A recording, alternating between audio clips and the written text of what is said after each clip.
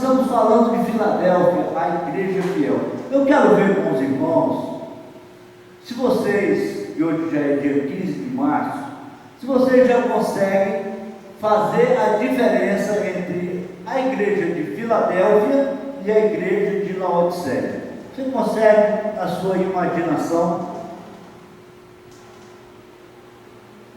caracterizar, definir e diferenciar a igreja de Filadélfia da igreja de Laodiceia? Ora, a igreja de Filadélfia era fiel à palavra, não é? Jesus disse a respeito dela, que ela tinha obedecido a palavra, e por causa disso, por causa da fidelidade dela, ele estava abrindo uma porta que ninguém ia fechar. Está escrito aqui, ó: eu sei o que vocês estão fazendo, sei que tem pouca força. Era pequenininha que nem a nossa assim. Vocês têm seguido os meus ensinamentos e têm sido fiéis a mim. Eu abri diante de vocês uma porta que ninguém pode fechar. Aí vem no versículo 10. Vocês têm obedecido a minha ordem para aguentar o sofrimento com paciência, e por isso eu os protegerei no tempo da aflição que virá sobre o mundo inteiro para pôr à prova os povos da terra. Característica de Filadélfia: a gente não consegue identificar, a gente não consegue se lembrar de nenhuma igreja com as características de Filadélfia nesse tempo. Essa igreja fiel, essa igreja que guarda a palavra, essa igreja que não flerta com o mundo, essa igreja que não tem interesse de conquistar riquezas, a gente não se lembra. Eu, pelo menos, não me lembro. Eu tenho por base essa igreja Brasil para Cristo, que é chamada Igreja do Véu. Essa igreja, ela aparentemente faz um pouco do tipo da igreja de Filadélfia, porque você não vê falar de escândalos. Eles têm uma doutrina muito rígida e precisa de obedecer àquele segmento doutrinário. Eles têm uma conduta espiritual tremenda. Você chega lá na Igreja Brasil para Cristo, você vê Deus operando, o Espírito Santo revelando extraordinariamente. Então, são muito poucas referências de igreja que tem esse perfil da igreja de Filadélfia. Porque a igreja desse tempo, a igreja que nós conhecemos e reconhecemos facilmente no nosso meio, no nosso dia a dia, é essa outra aqui, ó. É a igreja de Laodiceia. Apocalipse 3,17, a igreja de Laodiceia falando a respeito de si mesma.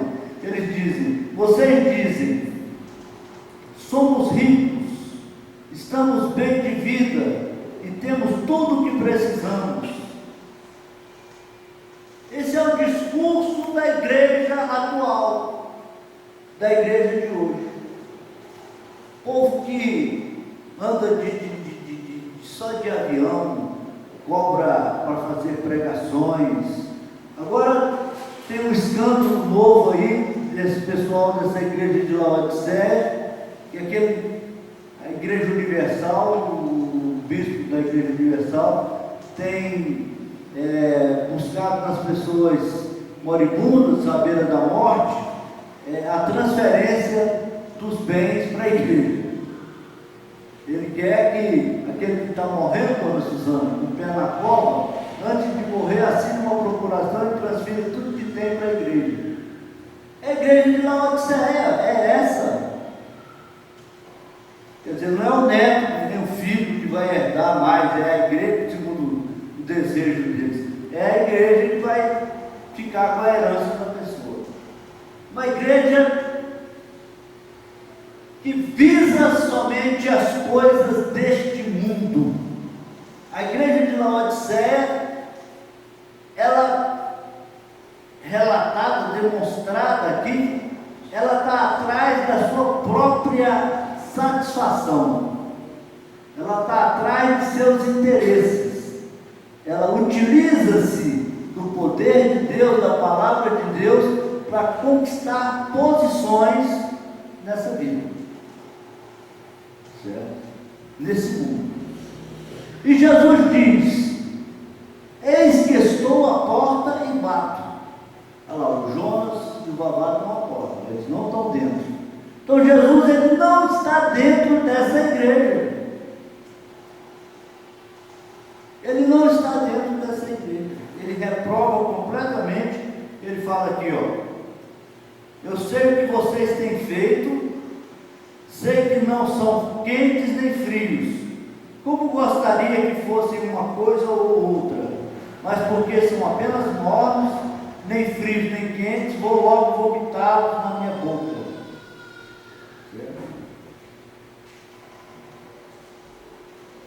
Eu corrijo e castigo todos aqueles que amam.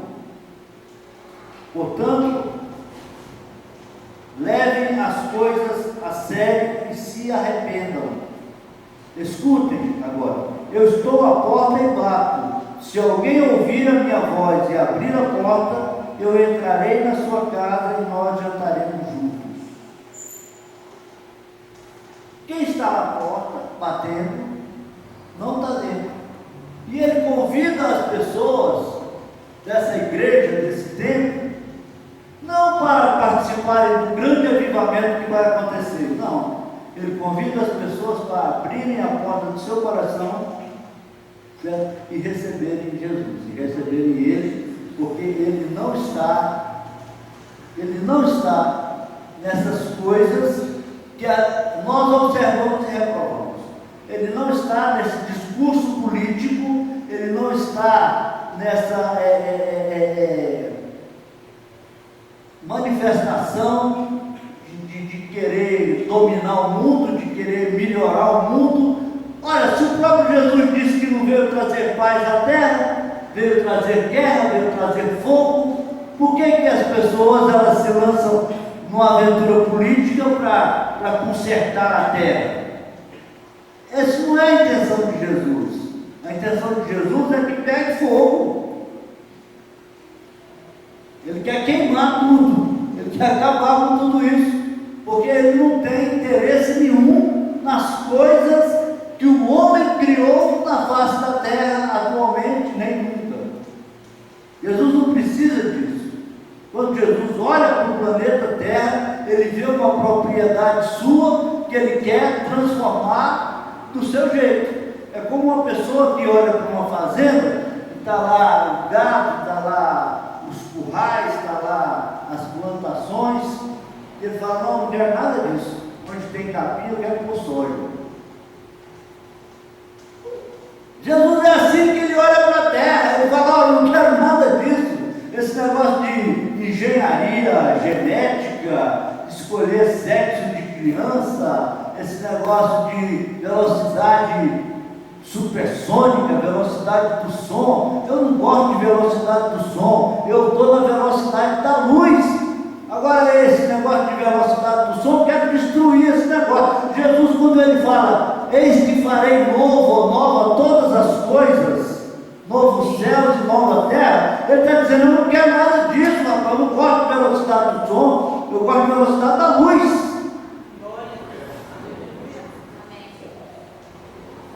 E aí as pessoas estão apegadas em querer sarar a nossa terra, ou sarar Jesus. Eu vim trazer fogo. Você olha para mim, por favor, esse versículo. Eu vim trazer fogo, eu não vim trazer paz na terra. Você conhece esse versículo. Então eu quero que você saiba encontrar, saiba discernir e definir e encontrar essa situação que a Bíblia apresenta de forma prática. Eu quero que você se depare com a igreja de Filadélfia e fale: olha, essa igreja tem as características de Filadélfia. E eu quero que você se depare com a igreja de Laodiceia e diga: olha, a igreja de Laodiceia que Jesus falou na Bíblia, que está escrito no Apocalipse. Olha a igreja próspera, a igreja que diz: eu sou rica, eu tenho tudo. Que Jesus falou que está à porta. Jesus falou que não está dentro dessa igreja. Que Jesus falou em Mateus 7:21. De que adianta chamar Senhor, Senhor e não fazer a vontade do meu Pai que está no céu? Está falando dessa igreja. Naquele dia muitos dirão: em teu nome expulsamos demônios, fizemos curas e maravilhas, mas eu vos direi: apartai-vos de mim, porque eu nunca vos conheci. Jesus já deu a sentença. Na parábola do semeador, a semente que caiu no meio dos espinhos, Jesus explica: a semente que caiu nos espinhos, ela foi sufocada, porque os espinhos são as preocupações deste mundo. Então, a igreja que se envolve com as preocupações deste mundo, ela não produz fruto, e se não produz fruto, é cortada e lançada no fogo.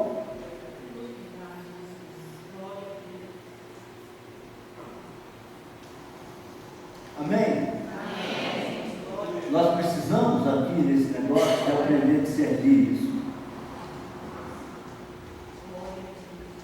Porque os dias são muito maus.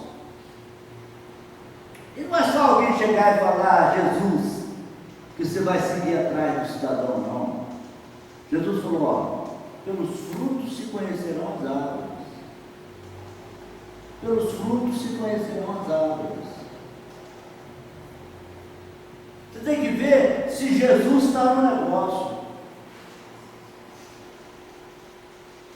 Você tem que ver se Jesus está no negócio. A igreja, quanto mais ela se afasta da cruz, mais ela é Laodiceia. Laodiceia não quer conversa com cruz. Laodiceia é liberalismo. Você pode tudo. Jesus te ama. Você é eleito. Você é predestinado. Deus vai fazer por você coisas inimagináveis. Você vai colocar o seu pé e vai conquistar. A igreja de Laodiceia detesta a cruz. Você nunca vai ouvir na igreja de Laodiceia falar de cruz, arrependimento, sangue e pecado. Isso é proibido lá na igreja de Laodiceia. Eles falam de os hormônios que produzem os sentimentos e os hormônios que levam a pecar, e a direção do Espírito Santo que limpa o pecado, e o poder do Espírito Santo que renova, e a direção do Espírito Santo que leva ao aperfeiçoamento, parecendo espiritismo, parecendo a evolução do espiritismo numa encarnação só. Mas cruz, pecado, arrependimento, isso aí é proibido. Agora a igreja de Filadélfia, ela é fiel porque guardou a palavra. Guardou a palavra. Essas cidades elas eram muito próximas umas das outras. E na minha imaginação, eu acho que nem quem era de Filadélfia passava para a Laodiceia, e nem quem era de Laodiceia passava para Filadélfia. Era aquela situação doutrinária insolúvel. Certo? Todos eram cristãos, mas Laodiceia não queria ser pobre igual Filadélfia, e Filadélfia não queria ser liberal igual Laodiceia. Mas isso ainda existe. São figuras de linguagem, são exemplos maravilhosos, divinos, que caracterizam a igreja por todo o percurso da igreja. E se você coloca na linha do tempo, você vê realmente, você comprova que é coisa divina, que é coisa de Deus. Porque do jeito que foi escrito há 2000 anos atrás, e servia para caracterizar a igreja daquele tempo, serve para caracterizar a igreja de Deus. Serve para nos alertar, para nos avisar, para nos mostrar, para nos ajudar a discernir esse tempo de tantas opiniões, de tantas teologias, de tantos caminhos. Qual será o caminho? Porque esse cara fica falando essas coisas numa igrejinha pequenininha dessa. O outro lá abraça e cura, e a igreja dele é grande. Quem é que está certo? Não é?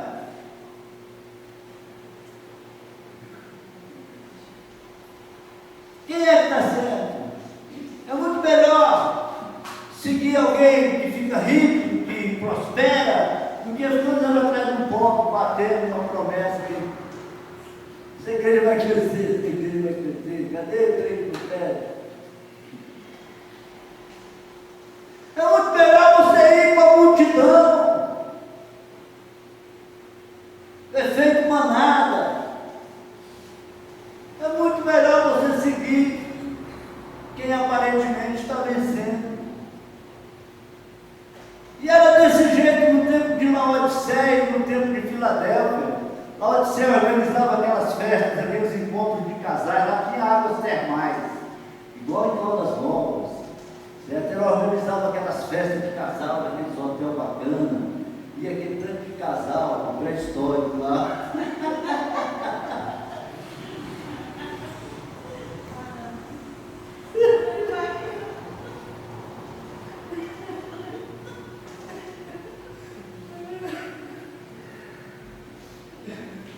O cara não ficou tentado. Porque falou. A imaginação vai longe, né? Vai falar, nossa. Corta aí, Lidiane.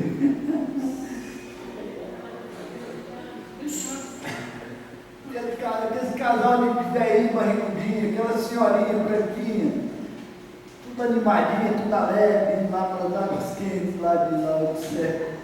Igual agora! As igrejas de hoje, quanto mais chique, mais reunião de Caldas Novas faz. Né? E nós aqui na Filadélfia, aqui, ó, só olhando no monte. Nossa alegria maior é fazer pamonha no monte. Né? Mas quando aquela pastora aqui, chega aqui e começa a orar, o fogo cai. O milagre acontece. Porta se abre. Deus se manifesta. Filadélfia, ela tem esse negócio de manifestação de Deus. A Graziella trabalha o dia inteirinho, mas quando ela começa a rodar aqui, tem que juntar uns 3 para segurar ela. Parece que ela não fez nada. Manifestação de Deus, o poder de Deus. A irmã Lohane tem 15 anos que ela está cantando nessa igreja aqui. Cada dia ela canta mais bonito. E não cansou de cantar até hoje. Ela vem para cantar. Glória a Deus.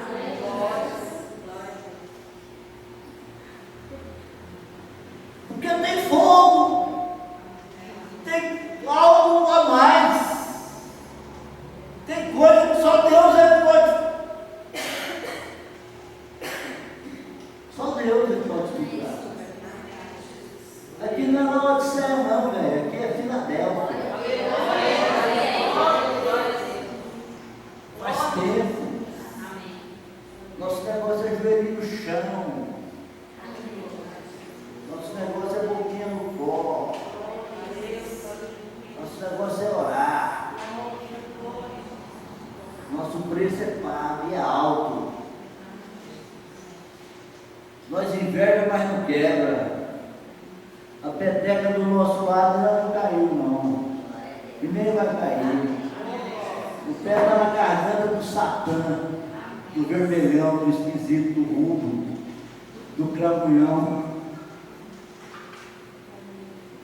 E nós vamos seguir em frente. porta que ele abriu e que fecha. A porta da igreja de Filadélfia não fecha.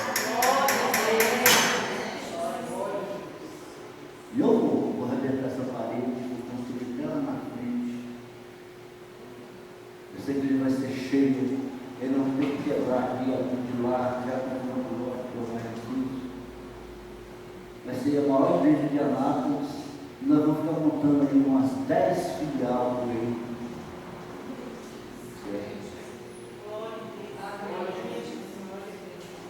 Em nome de Jesus. Vamos fazer creche, vamos fazer a Big Velho.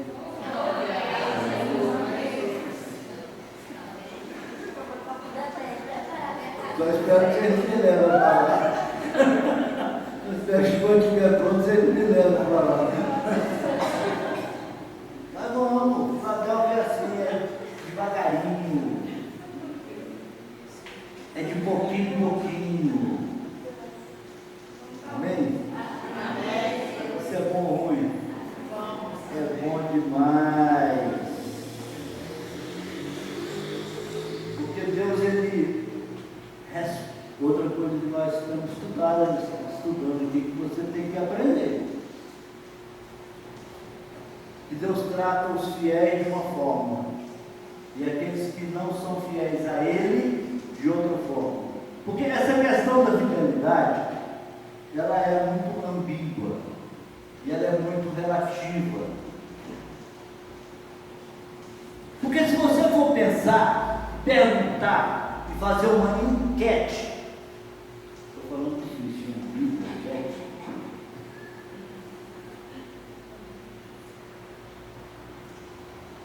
Todo mundo que você perguntar se considera fiel. E é fiel a alguma coisa.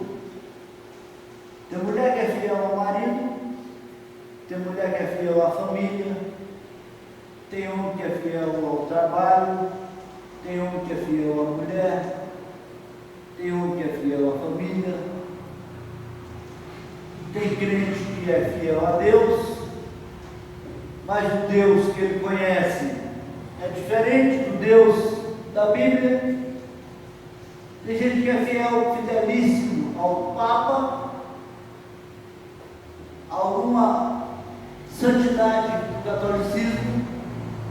Eu sou fiel, devoto, fala devoto, de São Cipriano, Deus me livre. Escolhi o santo errado. São Benedito. Eu sou fiel a Jesus. Agora, tem gente que é fiel à Bíblia, não conhece nada de Jesus, mas é fiel à Bíblia. Já está escrito lá, os mortos dormem, e ele acha que os mortos dormem, porque está escrito na Bíblia, ele acredita nisso. Tem gente que é fiel à doutrina da sua igreja, ao pastor, ao profeta. Que fidelidade é essa que Filadélfia tinha? E aí que eu acho interessante a palavra de Deus, porque a Bíblia fala, porque foste fiel à minha palavra. Quer ver, ó? Vocês têm seguido os meus ensinamentos. É Jesus falando. E têm sido fiéis a mim. Seguir os ensinamentos de Jesus não é fácil. Quase ninguém quer seguir Jesus. Quem é que quer negar-se a si mesmo, tomar sua cruz? Quem é que quer entrar pela porta estreita? Nós estamos querendo entrar pela porta larga. Quem é que quer multiplicar talento, sair pregando o Evangelho, orando para as pessoas? Uma quantidade mínima de gente quer isso. Tem gente que não quer nem contar a bênção. Deus abençoa e fica calado, porque não quer esparramar.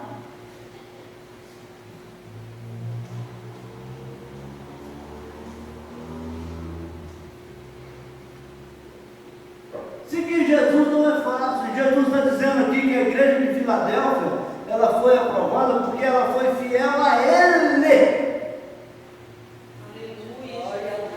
Ah,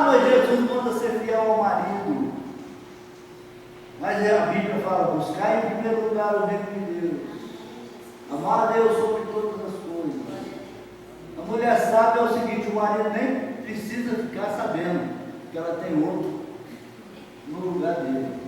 Ela pode fazer isso cada dia e controlar aí, porque nós homens somos meio toscos.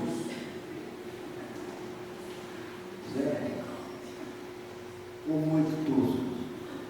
Mas a gente precisa de entender esse negócio e ser fiel a Jesus. E é muito difícil você ser fiel a Jesus, porque para você ser fiel a Jesus, você tem que deixar de ser fiel aos seus próprios sentimentos, deixar de ser fiel àquela vingancinha branca e aquela mentirinha do gasto, deixar de ser fiel aos seus instintos, deixar de ser fiel aos seus próprios sentimentos. Para você ser fiel a Jesus, você tem que negar-se a si mesmo, tomar a sua cruz e seguir Jesus. Senão você não consegue. Senão não dá certo. E essa fidelidade que produz a vitória, e essa fidelidade que gera a bênção, e essa fidelidade que produz o milagre, ela passa pela fidelidade de Filadélfia. Não adianta, irmão, você pensar como a maioria pensa. Não adianta nós pensarmos como a maioria dos religiosos pensam. Que Deus ele não vai tratar o infiel da forma como ele trata o fiel. Não vai. Uma hora a fidelidade vai valer a pena. Senão não tem sentido. Para que eu vou ser fiel? Se Deus trata o infiel, do mesmo jeito que ele trata o fiel, para que eu vou ser fiel? Para que eu vou negar a mim mesmo? Se Deus trata todo mundo do mesmo jeito, para quê? Vai chegar uma hora que aquele testemunho que você não deu, que aquela oportunidade que você teve de glorificar Jesus e você não glorificou, que aquela oportunidade que você teve de negar-se a si mesmo, de ficar calado e de fazer calado aquilo que Jesus colocou na sua frente para que você fizesse. Eu não estou dizendo no seu coração, na sua frente, porque Jesus ele coloca no coração, mas ele coloca também na frente, claramente. E quando Jesus coloca alguma coisa na nossa frente, claramente, que a gente finge que não viu, isso tem um preço para nós. Uma hora vai fazer falta. Eu já contei para vocês uma história que me contaram, um homem num acidente, preso na ferragem do automóvel, dizendo: eu não posso morrer agora. É duro. Esses dias atrás, 6 meses atrás, um parente meu morreu. Descobriu que estava com uma doença difícil, foi tomar uma medicação, já entrou em coma, ficou uma semana em coma por causa da medicação. Eu acho que ele estava ouvindo, mas ele não podia fazer nada. A última coisa que eu fiquei sabendo que ele falou a respeito de Deus é que ele ia fazer uma viagem, e alguém falou para ele: vai com Deus. E ele falou: minha caminhonete já está cheia, dá para levar ele não. Aí ele ficou esperando Deus. E Deus não veio para ele não. Isso que nós deixamos de fazer, uma hora vai custar caro. Você não sabe. Porque Deus não vai tratar o infiel como ele trata o fiel. Isso não tem lógica. Não tem a menor lógica. Esse liberalismo religioso que eles pregam por aí, você pode fazer o que quiser. Tem um cara aí, um cantor famoso aí, indo para centro de macumba, indo para boate, indo para não sei o quê, fazendo parceria com um cantor famoso, debochando dos crentes, debochando de quem é fiel. Vai fazer falta para ele excomungar. Ué. Você sabe o que o apóstolo Paulo falaria de um cara como esse? Quero que entregue ele para Satanás. Olha aí, tem 1 Timóteo e Coríntios 5, 1 Coríntios 5. Entrega esse excomungado para Satanás. Tira dele o que ele recebeu aqui na igreja. O apóstolo Paulo falou isso para 2. Você está entendendo? Então eu quero que você saia daqui com essa coisa na sua cabeça nesta noite. Deus, ninguém trata um infiel como ele trata um infiel.